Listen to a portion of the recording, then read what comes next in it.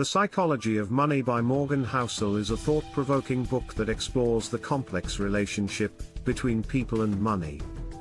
The book is based on the premise that while financial knowledge is important, it is not the only factor that determines one's success with money.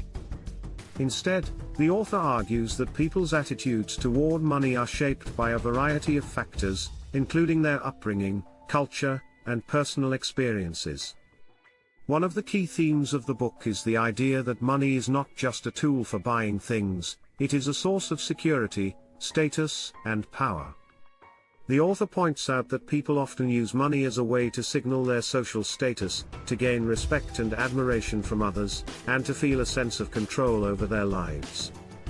He also notes that money is often linked to emotions such as fear, greed, and envy, which can influence people's financial decisions in significant ways. One of the main arguments in the book is that financial success is not just a matter of intelligence or hard work, but also luck. The author uses several examples to illustrate this point, including the fact that people who were born into wealthy families or who happen to invest in the right companies at the right time often have a significant advantage over others when it comes to building wealth.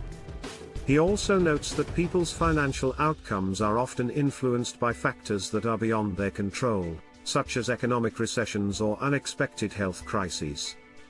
Another key theme in the book is the importance of developing a long-term perspective when it comes to financial planning. The author argues that people often focus too much on short-term gains and losses, which can lead them to make impulsive or irrational financial decisions. Instead, he encourages readers to adopt a more patient and disciplined approach to investing, one that takes into account the inevitability of market fluctuations and the importance of staying the course over the long term. The book also explores the impact of social norms on spending and investing behavior. The author notes that people often base their financial decisions on what they believe others are doing, rather than on what is best for their own financial situation. He also points out that social norms can be powerful drivers of consumer behavior, as people often feel pressure to conform to certain spending patterns or to keep up with the lifestyles of others. Throughout the book, Housel uses real-life examples and anecdotes to illustrate his points, making the book an engaging and relatable read.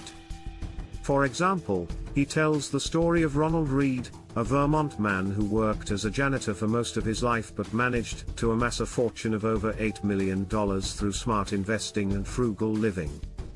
He also shares the story of a man named Charles Ellis, who lost a fortune through overconfidence and learned the hard way about the importance of diversification and risk management.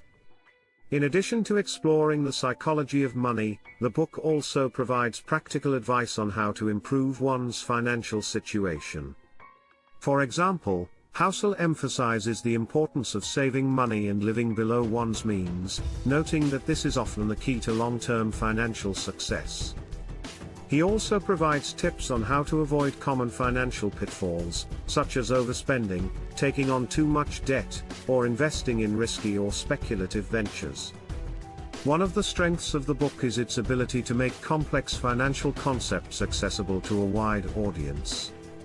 The author writes in a clear and engaging style, using real-life examples and anecdotes to illustrate his points. He also breaks down complex financial concepts into easy-to-understand terms, making the book a valuable resource for readers who may not have a strong background in finance or economics. Overall, The Psychology of Money offers a thought-provoking and insightful look at the complex relationship between people and money. It provides readers with a better understanding of the psychological factors that drive